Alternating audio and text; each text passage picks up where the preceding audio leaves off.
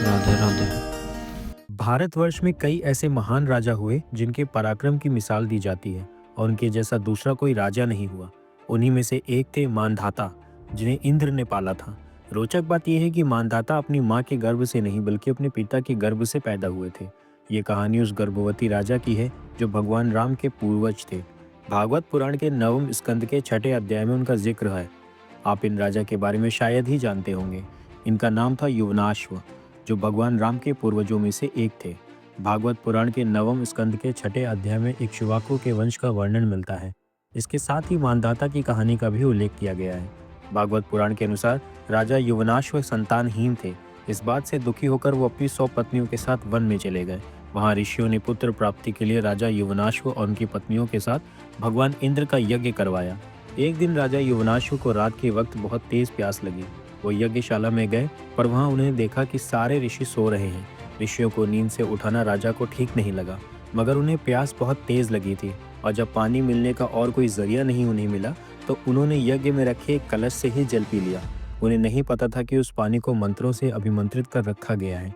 जब सुबह ऋषि उठे तो वो ये देखकर चौंक गए कि यज्ञ में रखे कलश के अंदर जल ही नहीं है। उन्होंने सबसे पूछा कि पुत्र उत्पन्न करने वाला जल आखिर किसने पी लिया।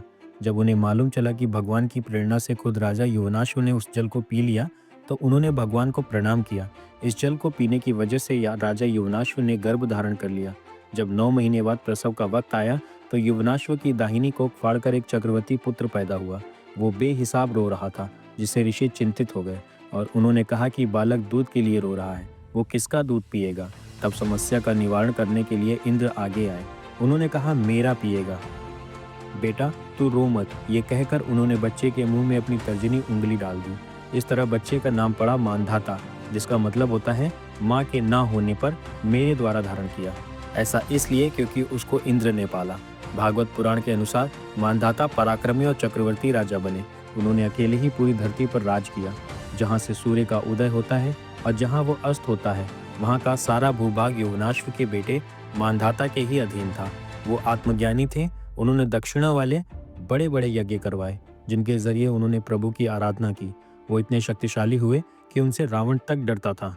इसी वजह से इंद्र ने उनका नाम त्रसदस्यु रखा, क्योंकि वो दस्युओं मतलब अधर्मियों के लिए काल के समान थे।